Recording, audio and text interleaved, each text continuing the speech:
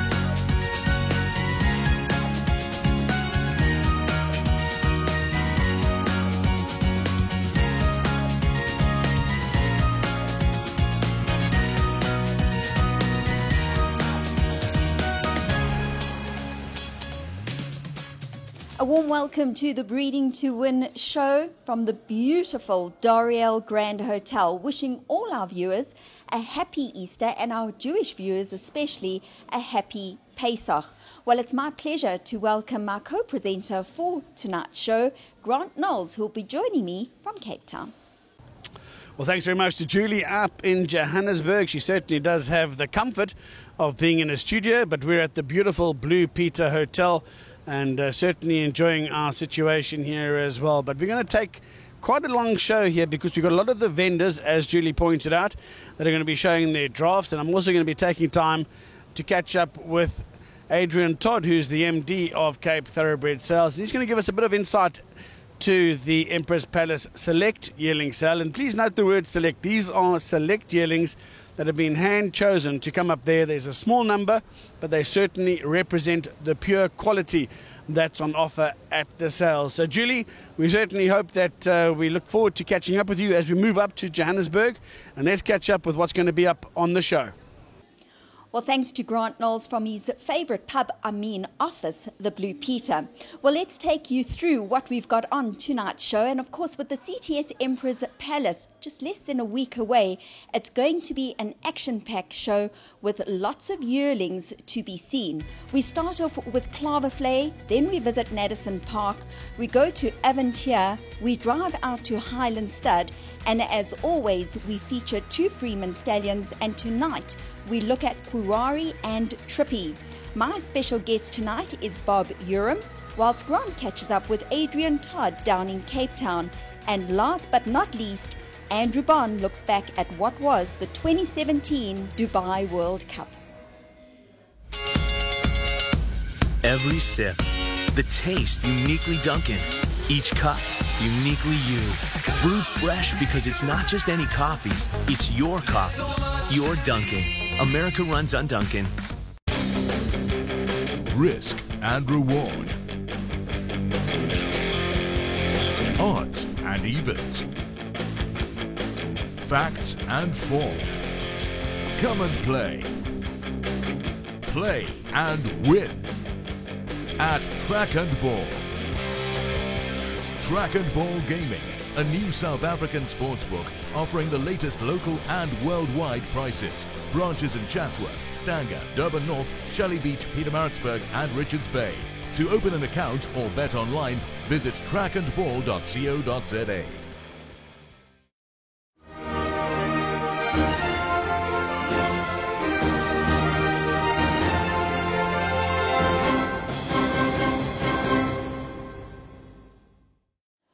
Eight yearlings will represent our former champion breeders Klavervlei stud. Top champion sires are well represented in their draft, which is pure quality. The likes of Captainel, Silvano, Dynasty and Trippy, to name but a few.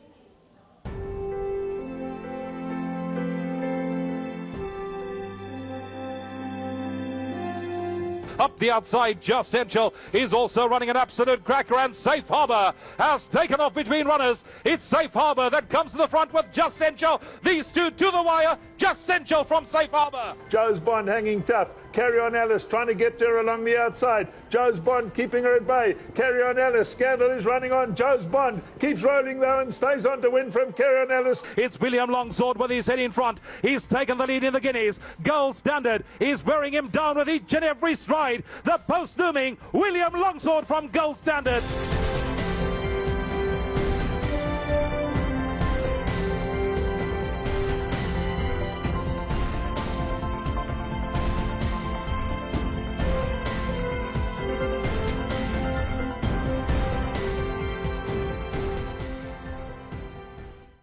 The CTS Empress Palace Select Yearling Sale is due on April the 21st in Johannesburg, and with me this morning is John Costa to talk about the Klavervlei draft.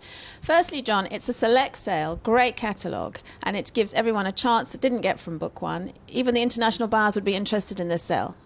Yeah, I would hope so, Fee, because as you know, not all horses are ready as early as January. So the catalogue that we've put together specifically from us that includes most of these pedigrees would walk onto Book One. So, yeah, exciting. It's definitely a select sale. You've got 38 going and some really, really good, exciting international mares. Yes, keeping with Klavervlei's policy of trying to buy female lines all around the world. We've got mares from America, from New Zealand, Australia, Ireland, Great Britain. And together with our good race fillies, you know, this is what we're trying to strive to do, is to try and get pedigrees that international people that come to South Africa can recognise as well. And you've got your local top race horses as well. It's brilliant. Yeah, we've got some fantastic fillies now. Some of them with their first foals. All Is Secret, champion filly in her own right. We've got fillies out of 4 Group 1 winning mares, Narnia and Give Me 5, and as I said, All Is Secret. Roxanne. We've also got sisters to Group 1 winners, Mythical Flight, Monarchus, 2 of Pomodora's sisters, Charge Forward, and then we've got a full sister to Always in Charge, who was champion 2-year-old last year.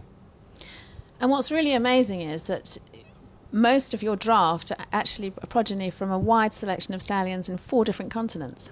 Yeah, that really excites us. I think to be able to bring these kind of stallions to the South African market, I'm hoping is going to excite the South African buyers as much as it would the international buyers.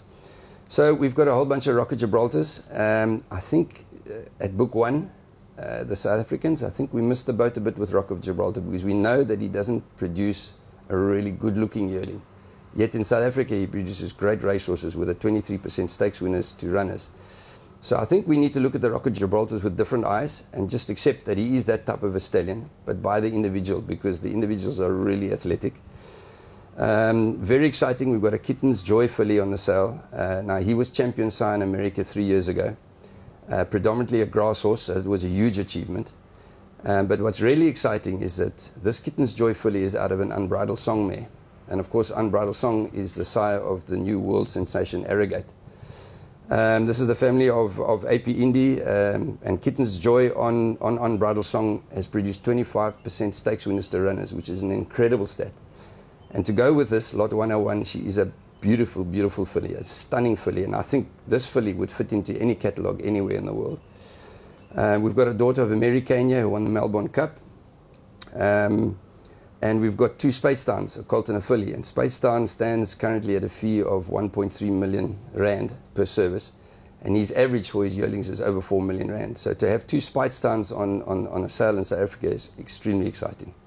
Well, you must be very proud. It is quite an amazing draft. And to have all the international stallions on board is quite amazing. It does, and it adds such a variety to the string as well. And I think, you know, having this kind of quality and this kind of class, the buyers can really be, they can be not just excited, but very confident that they're going to be able to buy horses that hopefully will be able to go and be good horses in South Africa. And then who knows what the market might be in 2 years' time. The protocol team are working extremely hard to open the protocols. And it's a case of being on the bus and not wanting to get on the bus in 2 years' time. So we're very excited about specifically the international horses. And I'm hoping that the South African buyers will be as well. And it's a one-day sale on the 21st. When will you move the horses up? So the horses go up on the 14th. We spend at least a week up there.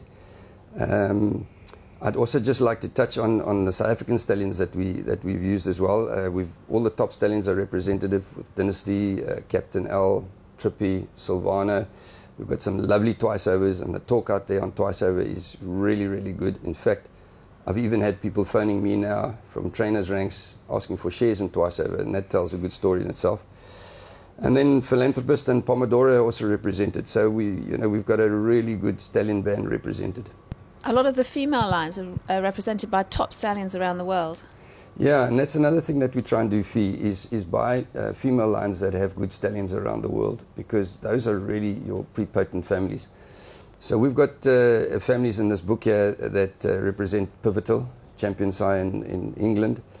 We've got the direct line of Mr. Prospector here through Lot 29, Ruby Cat. We've got two sisters to Pomodoro. We've got Red Ray's sister. Now, Red Ray is a very exciting addition to the South African ranks. We've got sisters to two Kentucky Derby winners, Giacomo and Monarchos, which is very exciting.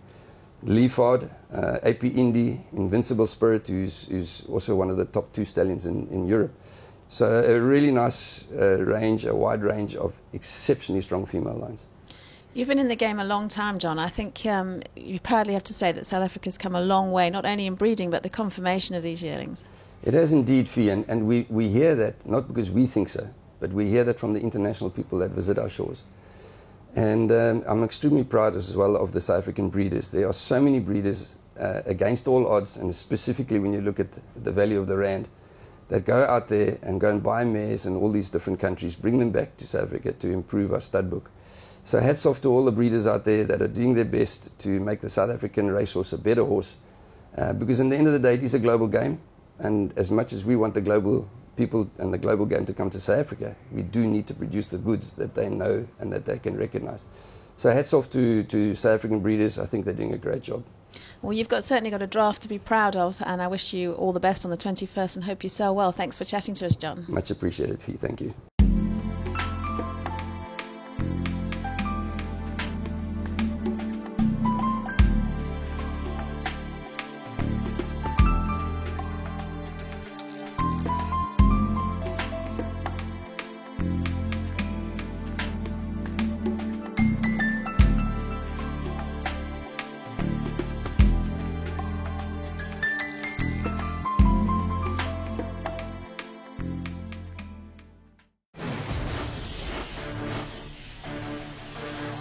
Hits the front in the 8th. Her 1,000 guineas success. Finding outclassed them. Architecture gallant in defeat.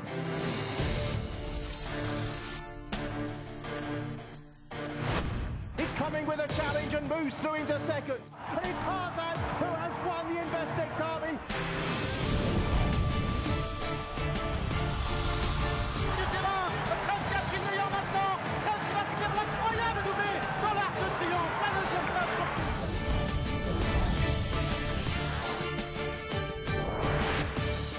A length and a half away. He's 2 lengths in front. Chrome turns to gold.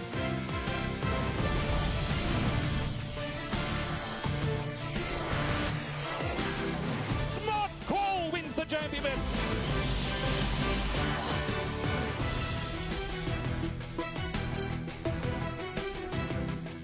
Absolute thriller going to the line. Durban, July.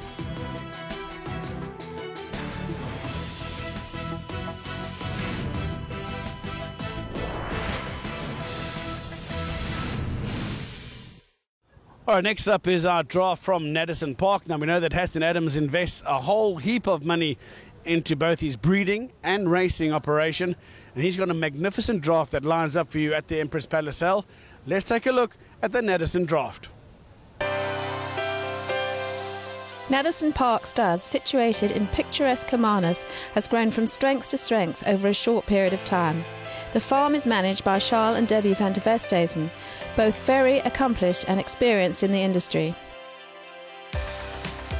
Naddison sends out a strong draft of 13 very well-bred yearlings to the CTS Empress Palace Select Yearling Sale on the 21st of April. And with the input of Hassan and his team, I'm going to introduce you to the magnificent 13.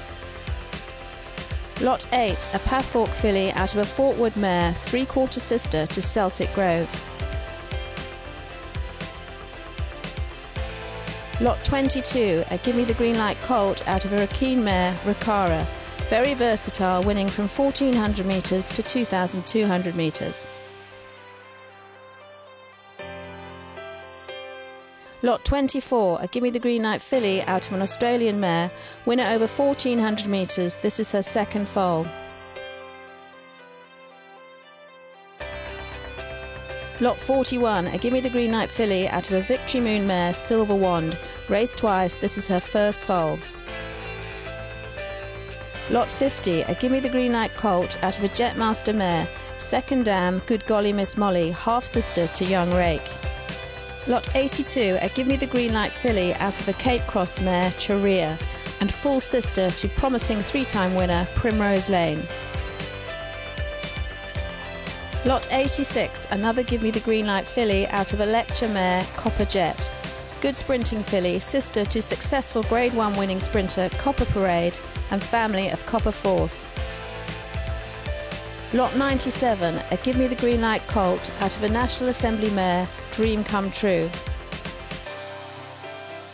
Lot 100, a Sail from Seattle filly out of a Danehill Dancer mare, Elegantes. It's her first foal, her mother, elegant as always, being a half-sister to Archipenko.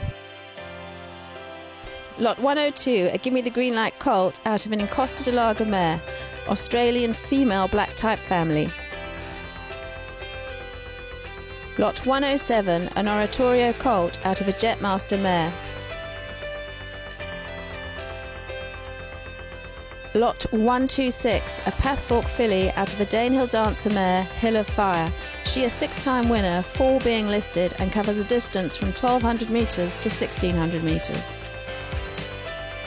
Lot 138, a Sail from Seattle filly out of a Encosta de Lager mare. It's the first foal for Kimi de Largo, who is sister to El Toronado. Third dam, Sophisticat, an impressive winner in Europe.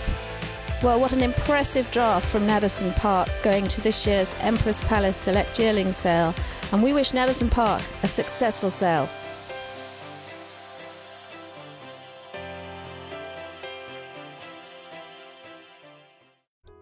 Time Thief stands at Nadesan Park, owned by Hassan Adams and situated in one of the most beautiful places on the planet. Time Thief is a son of Redoubt's choice. He's out of the mare Procrastinate, which makes him a half-brother to Laissez-Faire. Undoubtedly the best sprinting filly that this country has seen for many, many a year.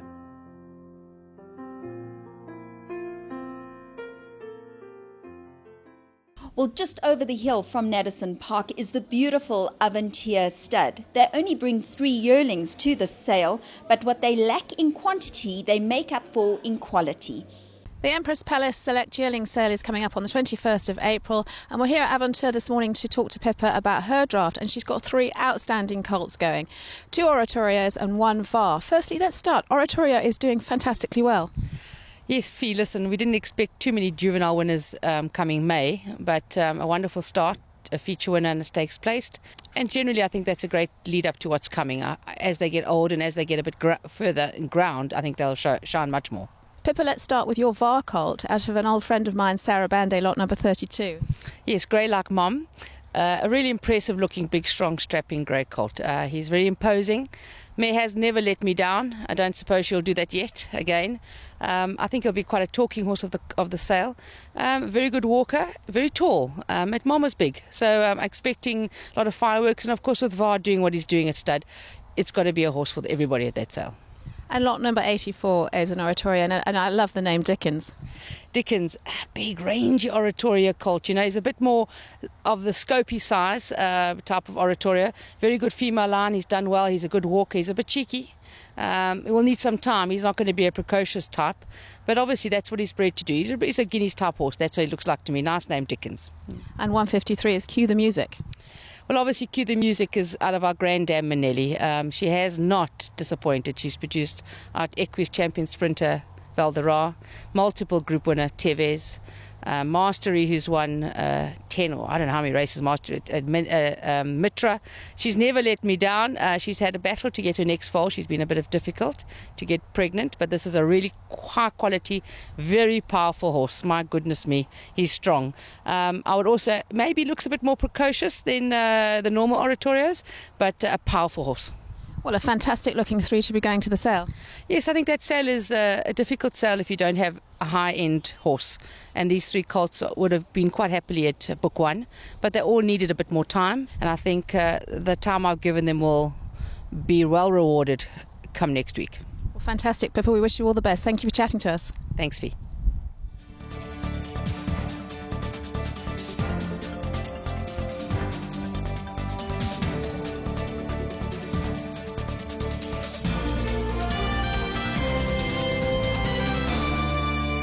Right, well, next up we're going to be going to Highlands Farm Stud. Mike Sharkey and his team, well, you know, they always present a magnificent draft out at a sale, and this is going to be no exception. The Highlands draft out at Empress Palace is nothing short of exceptional, and we're going to catch up with the team who went out to Highlands to chat and see the draft with Mike Sharkey. We're here at Highlands Farm Stud, where Mike Sharkey is going to chat to us about his impressive 18 yearlings going to the Empress Palace CTS Select Sale. Mike, once again, thank you for having the Breeding to Win team here at Highlands. You've got a very impressive draft going to the CTS Empress Palace Select Sale. Via, thanks very much for coming out again. We have got a very nice draft, colts and fillies. We've got Jackson's full brother. We've got a dynasty colt out of Dance's daughter. A couple of Jackson colts, very nice. Some very nice Patala Palaces. I've always vouched for him, and I think they're going to be super racehorses. And you'll be shipping up to Joburg shortly? We leave on Saturday to miss the Friday and Monday traffic, hopefully. Yeah, and they'll be up in Joburg for a couple of days to be viewed and at the casino, and hopefully for a good sale again. Hectic time of year with you going off to Australia and all over. Yeah, you know, these sales come up one after another, and it is hectic. But what I must say is that I had a look at yearlings in Australia, snitchels and reduced choices, and that our horses compete with those horses anytime. Mike's just going to chat to us about some of the individuals. Let's start with lot 90, a dynasty colt out of Dance's daughter. A grey colt like his mother, well grown. He needed a bit of time to get to the CTS sale in Joburg, and yeah, lovely colt. Hope for the best. Lot 106 is a Jackson filly out of Far Off Thunder. A very nice filly, a half sister to Murmuring Sky. We very excited about Jackson. He sold very well in the Book One sale in Cape Town, and the guys love the Jacksons. Jackson colt out of Generous Gabriella. Very nice colt. A speedy type, not a classic type horse. I think he's going to be an early horse. Dark like Jackson himself, and there should be a lot of takers in him. Lot 130 is a Patala Palace out of Impressive, and that's a colt. Very excited about the Patala Palaces. Lovely, big, strong first foal. We've got high hopes for the Patalas. Lot 143, a What a Winter colt out of Lavender Sky. What a Winter doing very well. He had his first feature race winner in PE last week, Friday. And yeah, lovely horses. Lot 157, a Dynasty colt out of Moonlit Prairie. Fiona, full brother to Jackson. What more can we say? He's a lovely horse. Classic type horse, and hope he's half as good as Jackson, then he'll be all right. Lot 28 is a Pomodoro colt out of Royal Polly. I think the Pomodoros are very good looking horses. This is a lovely colt, needed a bit of time, and a lovely horse. And 42 is a Dynasty colt out of Sound the Flute. Very nice colt. A little bit immature at the moment, but will grow into a lovely horse, I think.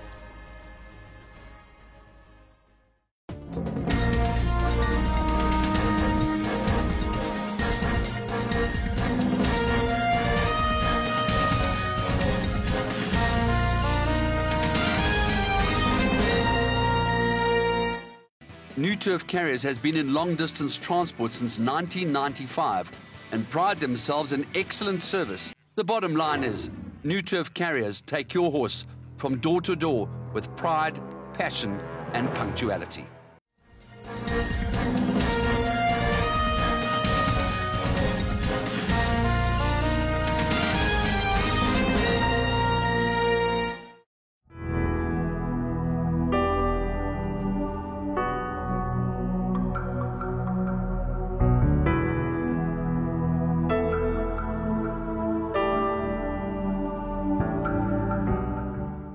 Well, the first of the John Freeman stallions we take a look at is Kuwari, son of Oasis Dream, and who was the leading second sire of 2016. Now, he needs no introduction to the Breeding to Win team.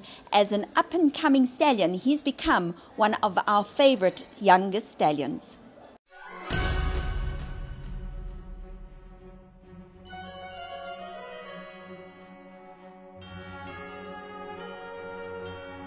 Quirori was the champion older horse in Germany in 2010. He is a Grade 1 winning son of dual champion racehorse and leading UK sire Ace's Dream. An instant success at stud in South Africa. Quirori became Cape champion freshman sire in 2015, leading freshman sire by average earnings per runner, leading freshman sire by percentage of winners, leading freshman sire by number of stakes horses. Quirori, from his first crop of just 26 runners, has so far yielded a phenomenal 22 winners.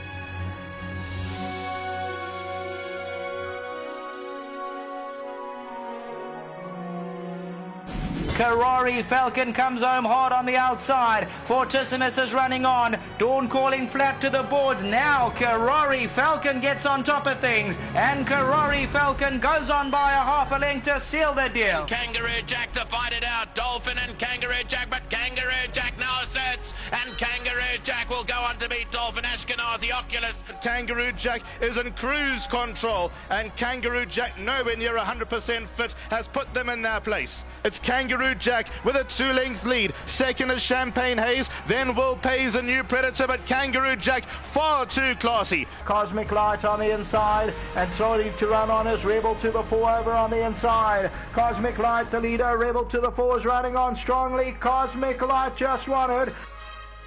Quirori is the property of a syndicate and stands at Main Chance Farms and is managed by Freeman Stallions.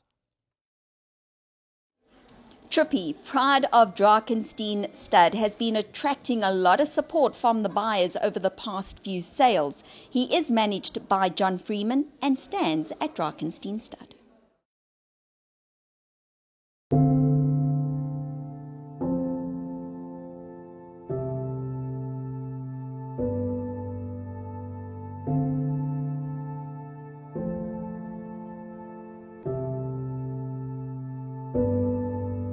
Trippy has already established himself as one of the nation's leading sires.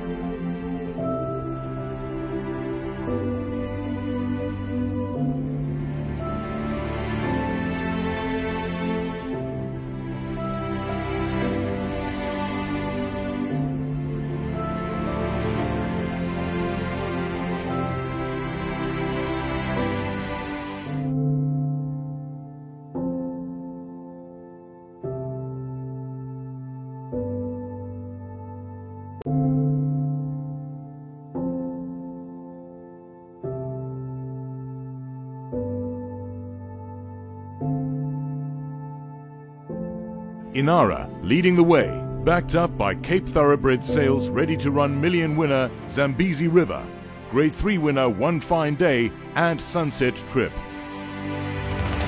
Inara draws alongside of her, cold as ice. Inara, cold as ice. Inara to the wire, they come very close. First thing I could do is congratulate Gano and the Drakenstein Stud. I think they've got a beautiful filly on their hands. Gano Rupert's Drakenstein Stud. This is why they're in the game. It's the sponsors blue of Inara in front. Athena flying along the inside, coming to the wire. Inara kept going from Athena. Inara and Sensible Lover. Inara by a neck is going to record a 4th Group 1 victory for Legend Mike Bass. Zambezi River is unwinding a good-looking run over towards the inside. Zambezi River, though, has taken off class home, and Zambezi River draws off the beat Brutal Force and Sunset Trip.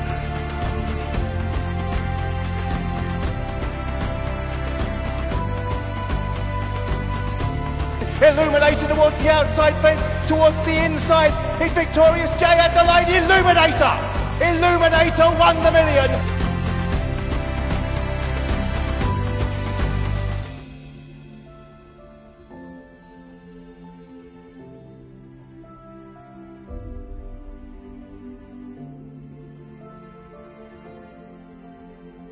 In the Labello Sprint, Trippy side a remarkable trifecta when his 12-time winning son, Trip Tease, pipped Trip to Heaven and Tiger Territory into a dead heat for second. As they get into the closing stages, Trip Tease digs down deep, Trip to Heaven runs on, Tiger Territory, Grease Plate, a four-way go, Trip Tease.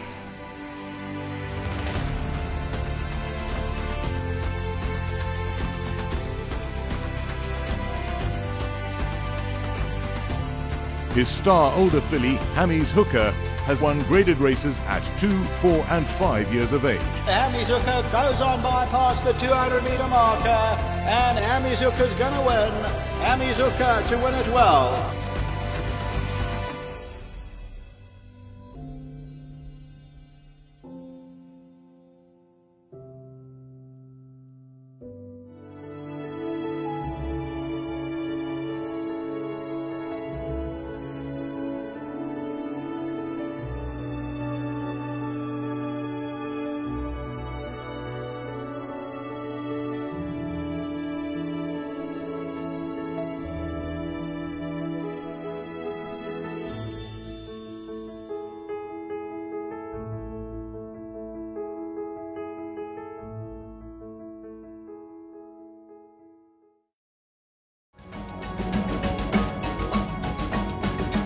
Down here on the Cape, the weather, the grass, the horses.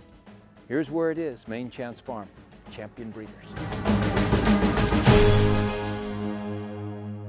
We're at the Doriel Grand with Chief Operating Officer Bob Urim, a face very familiar to our horse racing industry and almost part of the family now. Bob, welcome back to the Breeding to Win show. No, thanks for that, Julie, and lovely to see you guys here today. I hope, even though the weather, you've seen what it's like outside, I hope you have a nice day here. Now, Bob, even though it's only a one-day sale, the work behind the scenes is still as much as it would be over 2 days. The sale is, as you know, it's on the 21st of April, 4 o'clock in the afternoon. The viewing commences, you know, the first horses arriving on the evening of Easter Monday, and then the viewing starts on the Tuesday after Easter Monday. Viewing is Tuesday, Wednesday, Thursday, Friday morning. And from what you see today, that planning meetings has been going on since the latter part of last year, 2016, and the actual physical work, all of the guys, the labourers, you know, the guys who are moving all the equipment, that's been going on for about 3 weeks now. So the Doriel Grand is now your premier hotel at Empress Palace, and literally your pool structure is probably the feature of the hotel. How does that affect your guests here? I don't even know where the water went, I'll be honest with you. I assume it went down the drain, but it must be a big drain. But yeah, the pool took 3 days to empty. It's completely empty now. And we've got the marquee structure over the pool now. And all the guests checking in, yeah, we're already planned and, you know, preparation in advance. We have got other swimming pools on the complex. So we're already prepared with the room drop letters to advise the guests who are staying resident in the hotel that if they want to use the pool over the sale period, we've got staff to walk them across to the pool on the other side of the complex. Now, I remember you telling me the first year that you had players as well as guests from the hotel coming to see what the sales arena was all about, and then all of a sudden actually getting involved in horse racing by putting their hand up and buying a horse or two. Yeah, they did, yeah. I think collectively some of the people who we invited, they bought 11 or 12 horses between them. Huh? And some of them, obviously, you know, some of them are still in the game now, some of them are enjoying it. Some of them, you know, try to get rid of a few. And actually one of our very, very good customers, a very dear friend of mine, he actually got very sick not long after the sale. So, but he's still involved, and yeah, we're taking some guests this year. I've actually got some Chinese guests who are going to be in-house at the time of the sale. So, you know, I'm going to try and get them along to the sale as well to see if they can get an interest in it. Yeah. Okay. Empress Palace and CTS have had a long relationship in the past. It doesn't just go back the last 2 years that we've had the sales here at the hotel.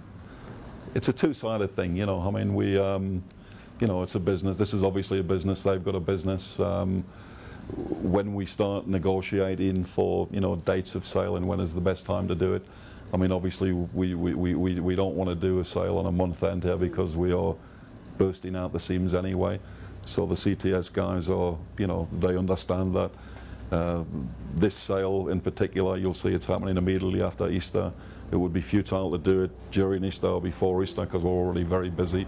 So it fits into a nice gap for us, which then you can negotiate things, you know, and I think we're very, very fair on both sides, you know, and yeah, it fits in well with our calendar. It's a point of interest for a lot of people.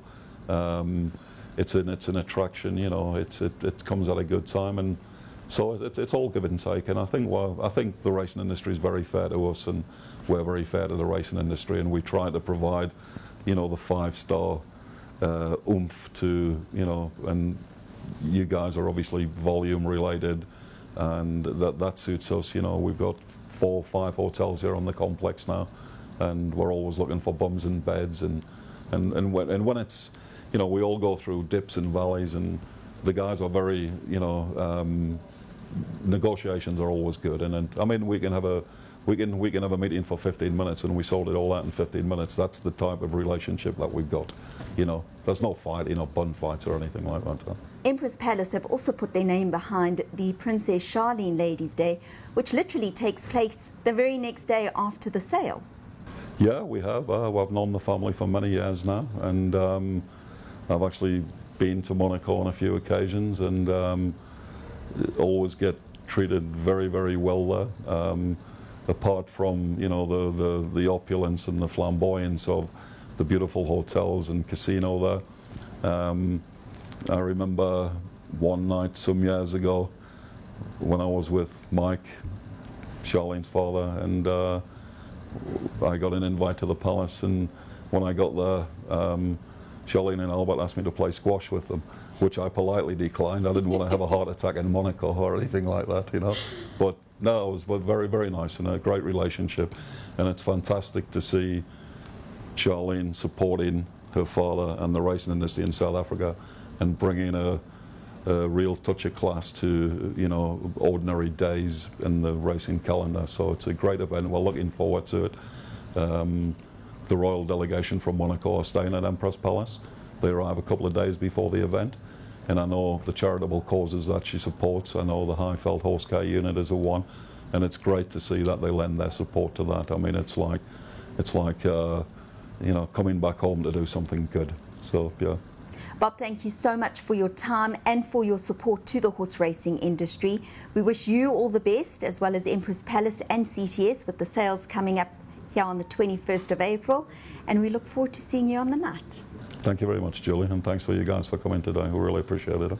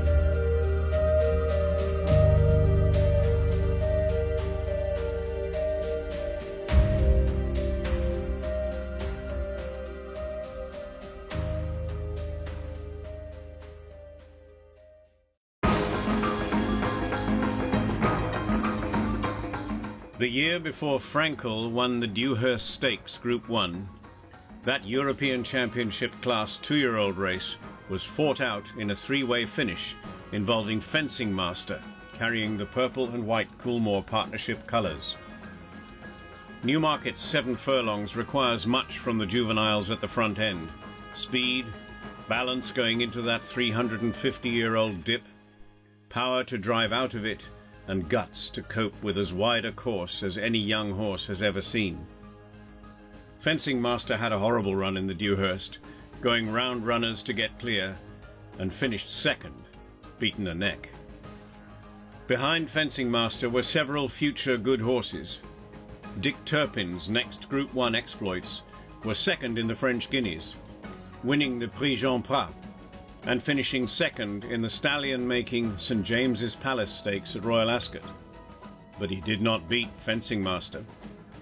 Pure Champion was a bravely named Coolmore stablemate who went on to win Group 1 in Australasia, but the best horse behind Fencing Master that day was third-place finisher Extension.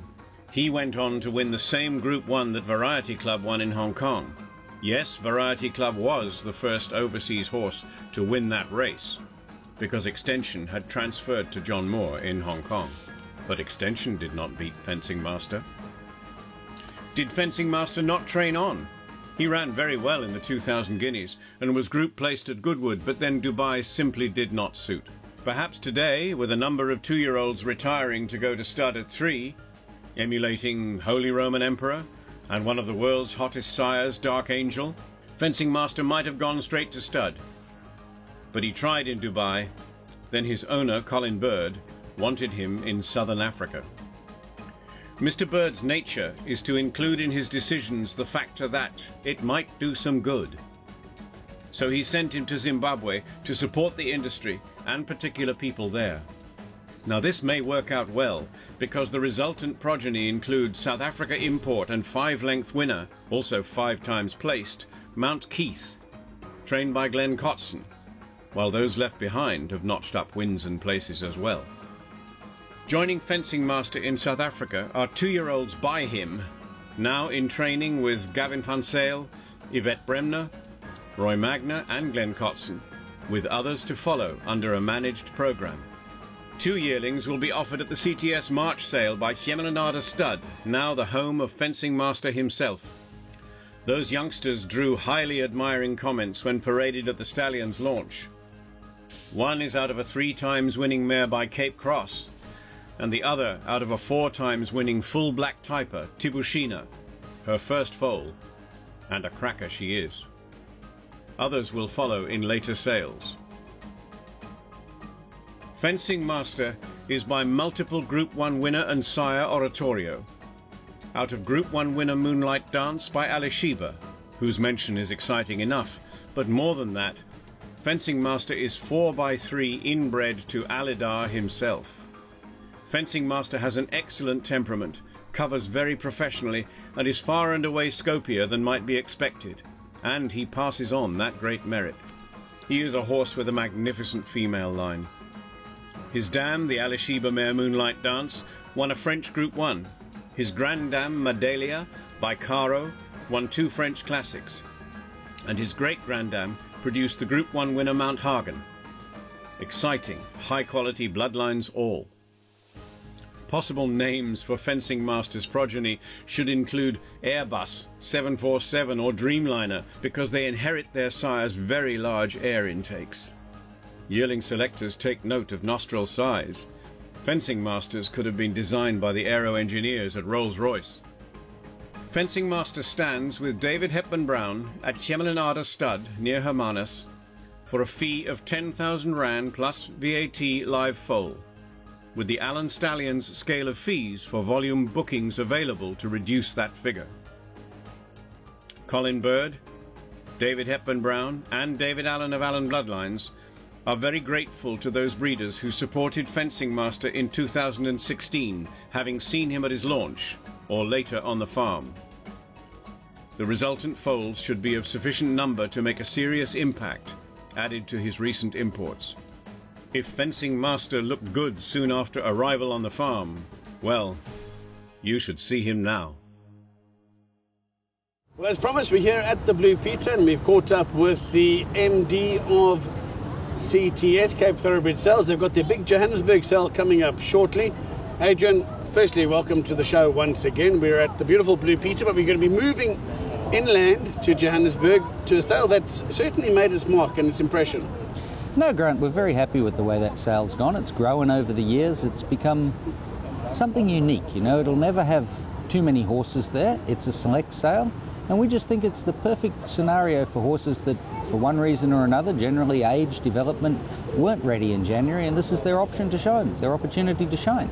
Well, let's just talk about that, because you can't have that many select horses at one sale without it being a genuine select sale. Now, obviously you've got 150 odd horses now in Johannesburg, and that's basically the number that you can expect to get in terms of the real elite. There's pedigrees, that confirmation that comes into it, and I'm looking at going through the catalogue, the black type and the pedigrees that are involved. You must be really delighted.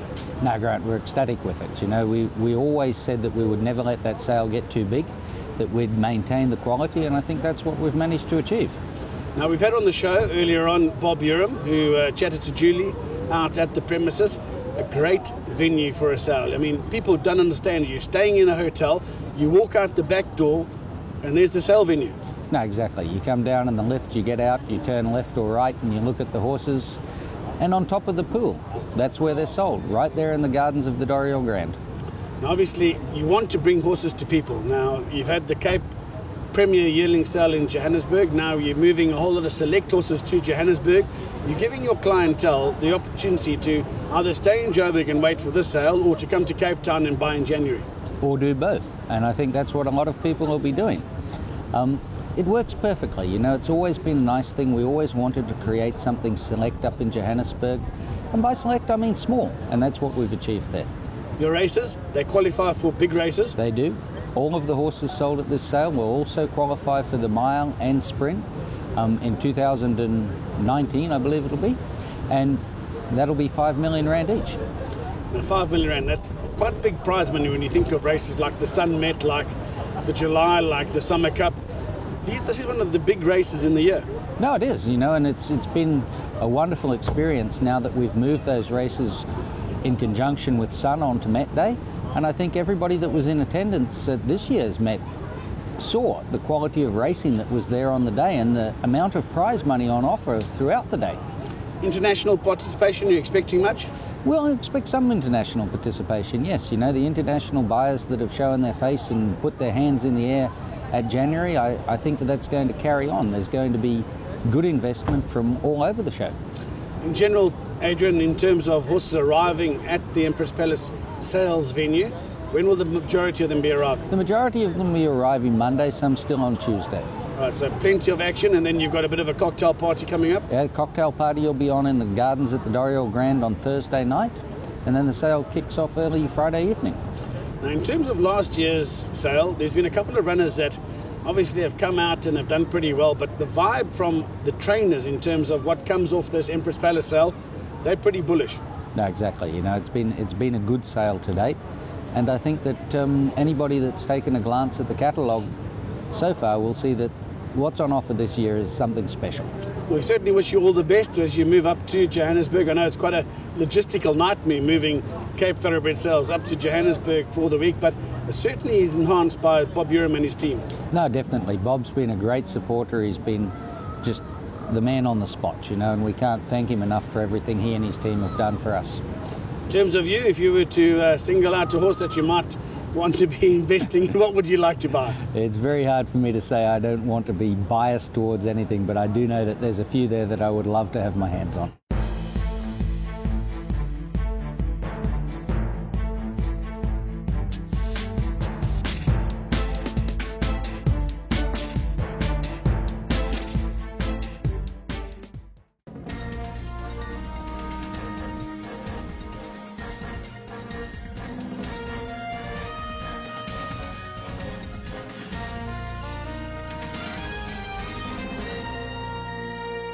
Well, that's a wrap from us here in the Western Cape. We're at the beautiful Blue Peter Hotel. Well, the weather hasn't been absolutely brilliant, and there is a threat of a little bit of rain, but I think we all know that rain is desperately needed here in the Western Cape, and we're hoping that it does arrive.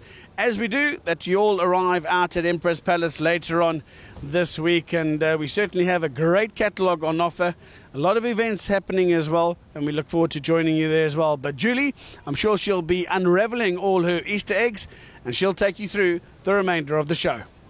Thanks, Grant Knowles, and we look forward to seeing you here at Empress Palace next Friday, the 21st of April, for the CTS Empress Palace yearling sale. From myself, Julie Alexander, and the rest of the Breeding to Win team, we now leave you with Andrew Bond, who catches up with Mike de Kock. Thanks very much, Julie. The Dubai World Cup. Yes, it's the world's richest thoroughbred horse day, worth a whopping $32 million. And of course, this year the world came to see a horse called Arrogate, trained by Bob Baffert and ridden by Mike Smith. And it was really one of the most remarkable performances that we've ever seen in Dubai, or anywhere in the world for that matter. He's a son of Unbridled Song, and in fact we have a son of Unbridled Song standing in South Africa. His name, of course, is Noble Tune, and he stands down at Rathmore Stud in KwaZulu-Natal. But that's a completely separate story. We've spoken to Mike de Kock about the exploits of Mubtahij, and of course this time we're going to chat to him about a horse called Fourie, who ran in the United Arab Emirates Derby. It was his first performance as a horse that had just won a maiden. He was a horse shrouded in intrigue, with Milan du Toit having to go out to Dubai to school him in the starting stalls, because that appeared to be his Achilles heel. He did a marvellous job, and he ran a fantastic race given the circumstances. So in tonight's program, we'll chat to Mike de Kock about that horse in the UAE Derby. We'll chat to Bob Baffert, we'll chat to Mike Smith, and we'll also chat to Ali Vance about her encounter with Mike de Kock. Of course, they covered it on CNN's Winner's Circle. So thanks for joining us, and let's go and join Mike de Kock and find out exactly what he thought about the exploits of a horse called Fourie, who came straight out the maidens. One hears things, one never knows how to react. I thought I heard you say that we came here with a half-loaded gun, referring to this young horse called Fourie, who's just won a maiden. He's got Bernard wasting to get down 55, a lot against him. Milan did a great job, and I thought that given the circumstances, there's a lot to build on. Yeah, at the end of the day, you could see the way he ran. He was short of a battle or two. Thunder Snow's 3/4 of a length away. He's edging up to be third now. Guitar Man fourth, Fourie fifth, being ridden along. He was in there, pressed to stay there, then travels, then didn't. He gets a bit of a bump at the top of the stretch. He could have run into fifth or sixth. Just not ready, really, at the end of the day. You know, I mean, if it wasn't Dubai in this situation, I'd have never have run him. It's only because we are in these situations that we tend to do stupid things. Talking about bumps, Arrogate, Mubtahij on the bend, just a little wake-up call. I think the bump helped us, funny enough. We looked like we were getting a bit tired there. He gave us a bump, and we got a bit of momentum out of it. Sonny. Yeah. Mike de Kock, what a fabulous trainer he is, and he's a trailblazer for South Africa, and he really does kind of change the rules, I guess. And I know he's been sending horses over to Dubai for a number of years, but he's willing to send horses to the UK, and I mean, I'm sure that a lot of his horses will end up in the United States as well. And I know he's sort of the only South African trainer that does that, and it'd be great to see some more of them do that, but it's very difficult for trainers in South Africa to send their horses, and it takes a long time to get to the Northern Hemisphere, which is, you know, it's another interview in itself, or chat in itself. We're just up against the 8 ball permanently. Horses leaving South Africa, coming to Dubai, get your Christmas Eve. I mean, what chance have you got at the end of the day? So, and then when you're done well, people look at you sideways like you've lost your marbles. You don't know how to do it anymore, you know. So, you know, look, I mean, I'm actually very proud of Mubtahij. He's run a cracking race, short of his best fitness. Mike has been brilliant, and we featured him on the last month's CNN Winning Post programme and chatted to him here on Super Saturday, and he's such a nice guy. He's a real ambassador for the sport as well. You know, Mike Smith, you know, Big Money Mike, he was sitting back there, and he just said, you know, when they left, he just let the horse gather himself. You know, he's still a big kid learning how to run, and so, you know, he can go in the lead, he can be last, it's just an incredible, I think what we saw today was, I think he stamped his legacy was like, you know, how incredible is this horse? Shane Ryan has the button. Gates fly. They're racing in the Dubai World Cup, and Gold Dream slow to move, and Arrogate is last. I had no choice but to just sit there, let him collect himself, let him gather himself, and then see where we're at down the backside. I rode a great mare, Zenyatta, that used to come from way back there, and it took her a little while before she'd get going. And so I had so much confidence in him. Once I got to the backside and he leveled off, I just moved a little and he jumped at him. And when he did that, I thought, we're still here. And we weren't far off him. And we got this long stretch.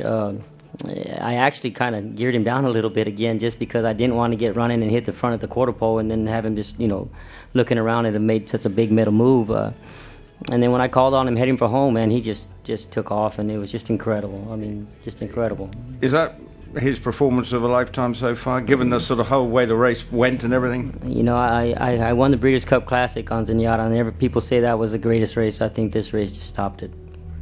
Yeah, that was very emotional for me because I went from just like I couldn't believe it. We came all this way for this. How could he break so poorly? And it was like I was like the rest of I heard the whole crowd, like you could hear the heavy sigh, like even the announcer said he is dead last or whatever, and I'm thinking like, wow. I mean like what is this? I says there's no way. If there is no chance he can win. This is not Hollywood. This is not a script where he comes running at the end. So, and when he made that turn for home, when he all of a sudden he started coming down with that long, he's got that tremendous long stride, and he was just gobbling up the ground, and I was just thinking, this is no way. What I'm seeing, I was like everybody else. I was watching this unfold before me, thinking, where's this horse come from? I mean, he just shows us something, spectacular every time he runs, but it was just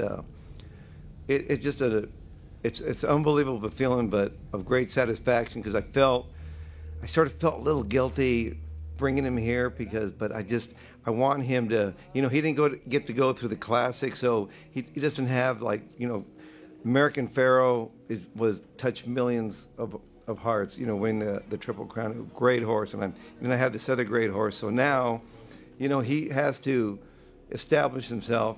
If anybody wasn't super impressed with that, I mean, they're just. How did that happen? How did he pull it off? I mean, that was a good horse. There were good horses in there. I mean, I knew this was going to be his toughest challenge. In America, we always have someone really stick their head up into the doors. He's used to some different things, but, for whatever happened, I think it just happened for a reason. It made this race, and it made him much more impressive than if he would have broken light second. I mean, can you imagine? I mean, what he did after all that, it might have just been kind of a boring race. I mean, it made it an unbelievable race, man. It truly did. And when you get to ride for a man like this, man, you stay confident. Here comes the big A. Arrogate on the outside. Gun Runner in front of Neolithic, but Arrogate swoops up on the outside. America's King Croesus of horse racing went to the front. 200 metres left to go. Arrogate has drawn away from Gun Runner. A is for Arrogate. A is for Absolute Superstar. A is for Anointing. Have we seen the anointing of the man of war of the 21st century? Arrogate, a brilliant winner of the Dubai World Cup from Gun Runner and Neolithic. Then Book to Hinge.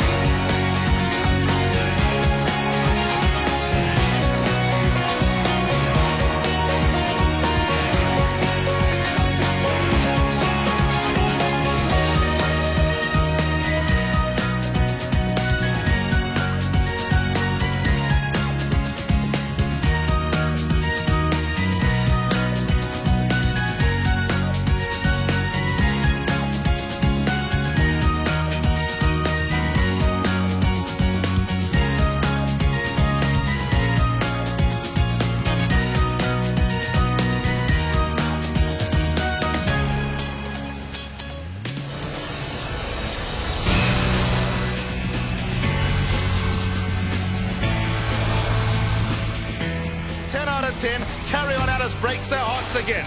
Pulling clear in the closing stages. Smart Call wins the Jamie Mid. and Smart Call comes home to win it in the Main Chance Farms Paddock Stakes.